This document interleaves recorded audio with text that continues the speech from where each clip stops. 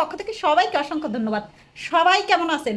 আশা করি সবাই ভালো আছেন। এই শীতে নারকেলের নাড়ু খাবেন না, এটা কি হয় ভাই রে ভাই! কি সুন্দর নারকেলটা কুড়িয়ে নিয়েছি। এখন হচ্ছে এই যে দেখুন তিলগুলোকে একেবারে সুন্দর করে বাদামি করে ভেজে নেব। সাথে কাজু বাদামগুলোকে আরও সুন্দর করে ভেজে নিতে হবে। ভেজে ওটাকে গুঁড়ো করে নেব। এই দেখুন ভেজে কি সুন্দর বাদামি করে নিয়েছি। এখন হচ্ছে এই যে চালের গুঁড়ি, আমি হচ্ছে একটু চালের গুঁড়িটাকে ভেজে নেব, কারণ একটু চালের গুঁড়ি দিতে হয়, তাহলে খুব সুন্দর হয়।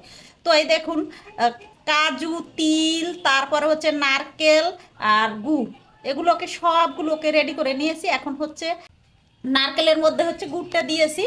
এখন হচ্ছে এটাকে সুন্দর করে মাখো মাখো করে নেব। এই দেখুন একেবারে মাখো মাখো হয়ে এসেছে। কি সুন্দর কালার, দারুণ কালার, দেখতে একেবারে অসাধারণ। মানে না দেখলেই নয়, একেবারে মনে হয় গাজর হয়ে গেছে, এত সুন্দর কালার। তো এখন হচ্ছে তিলটা, ভাজা তিলটা দিয়ে দেবো। একটু আধ ভাঙ্গা দিয়ে ভাই, একেবারে আপনি আস্তটা দিবেন না, তাহলে মজা হবে না। এটা কিন্তু একটু আধ ভাঙ্গা দিয়ে আমি দিয়ে দিয়েছি, তাহলে খেতে খুবই মজা।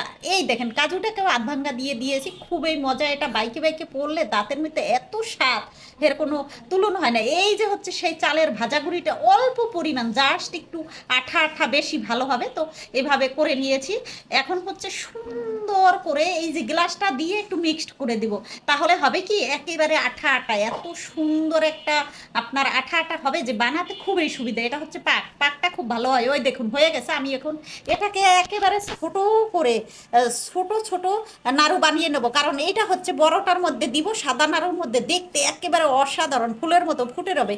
তো এভাবে সবগুলো ছোট গুড্ডু, এগুলোকে আসলে আমরা গুড্ডু বলি, গুড্ডু নাড়ুগুলোকে সব সুন্দর করে বানিয়ে নিয়েছি। এখন হচ্ছে এই দেখুন গুড্ডু নাড়ুগুলো বানানো হয়ে গেছে।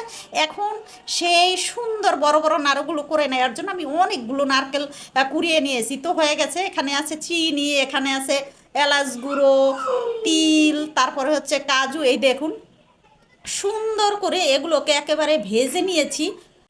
এখন হচ্ছে নারকেলটাকে দিয়ে সুন্দর করে, নারকেলটা কিন্তু হালকা করে আমি ব্যালেন্স করে নিয়েছি। এর মধ্যে হচ্ছে আমি দিয়ে দেবো চিনি, এটাকে সাদা করবো তো, তাই এই দেখুন চিনিগুলো সব দিয়ে দিলাম। বাপরে বাপ, যে দাম চিনিতে আর নারকেলে সমানে দিয়ে দিলাম। এক করে নাড়ু বানাবো। এই দেখুন যদি কেউ নাড়ু অর্ডার করতে চান করতে পারেন।